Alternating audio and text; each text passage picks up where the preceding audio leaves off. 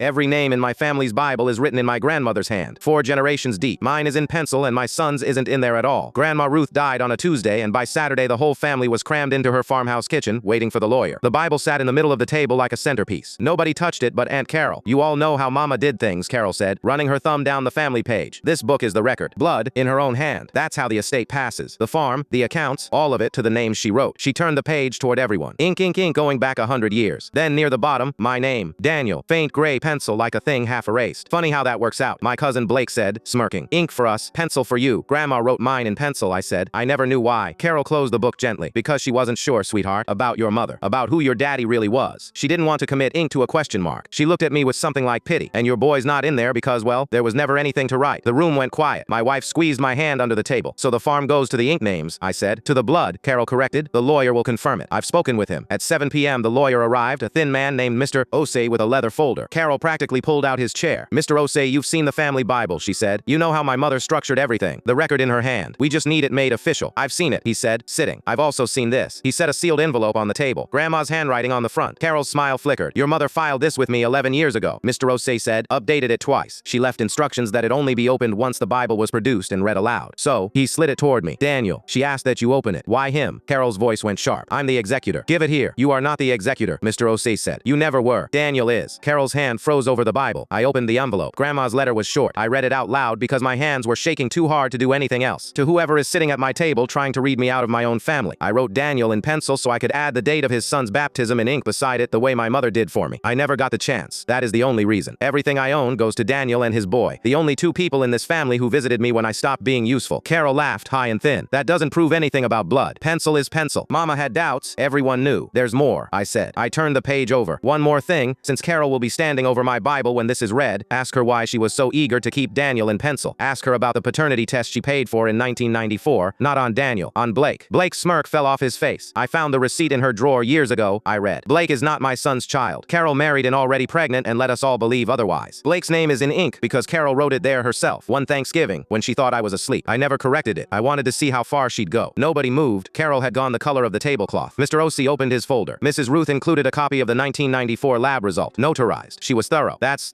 private. That's a lie. Mama was confused at the end. Carol was on her feet now, grabbing for the letter. I pulled it back. You said the ink names inherit. The blood in her hand. That's your rule, Carol. You wrote it, remember? She stopped. Blake's the only name on that page she didn't write. I slid the Bible across to her, open to the family record. Go on. Show everybody whose handwriting that one is. Carol looked down at the book, at the one name that didn't match the others, and her mouth opened but nothing came out. I picked up the pencil line with my name on it and set it in front of Mr. Osei. Ink it in, I said. Mine and my son's. My grandmother left me the pen.